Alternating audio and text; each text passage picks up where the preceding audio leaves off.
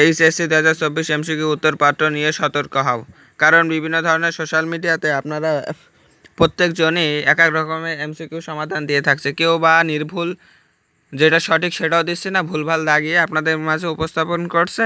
আপনার ওটা দেখে মিলিয়ে দেখছে যে আপনাদের ফেল হয়েছে, কারোর ফেল থেকেও পাস হয়ে যাচ্ছে, এমনও হচ্ছে।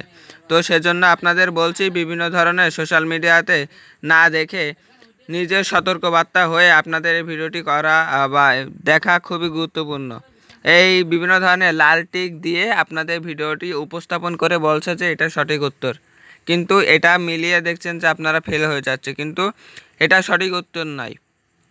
কারণ আমি একটা কথা বলছি, এই কথাটা শোনা খুবই গুরুত্বপূর্ণ। আমি যখন এসএসসি পরীক্ষা দিয়েছিলাম, অঙ্কে আমি বাসায় এসে এমসিকিউ মিলিয়েছিলাম, 8টি ঠিক হয়েছিল, আমার 8টি ঠিক হয়েছিল। কিন্তু এসএসসি রেজাল্ট দেওয়ার পরে আমার ওই সাবজেক্টে 17টি ঠিক হয়েছিল। তাহলে আপনারা বুঝতেই পারছেন যে সোশ্যাল মিডিয়ায় কতটা সত্য।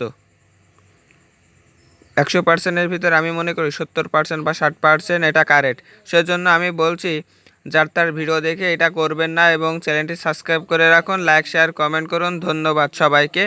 তো আমি আবারও বলছি, এই এমসিকিউ নিয়ে অনেক বিপদে পড়তে হবে আপনাদের। এই এমসিকিউটি অনেক গুরুত্বপূর্ণ, এই এমসিকিউটি খুবই খারাপ একটা মুহূর্ত টেনে আনবে। কারণ এই এমসিকিউ চারটার দেখে যদি আপনারা দেখেন, তাহলে সেজন্য আমি বলছি বারবার, যার তার এমসিকিউ আপনারা দেখবেন না।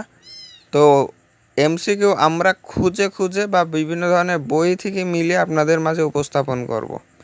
তো আমাদের চ্যানেলটি সাথে থাকুন, লাইক শেয়ার কমেন্ট করুন। ধন্যবাদ সবাইকে, এবং 5 মিনিট ক্লাসের পক্ষ থেকে সবাইকে আন্তরিক শুভেচ্ছা এবং অভিনন্দন।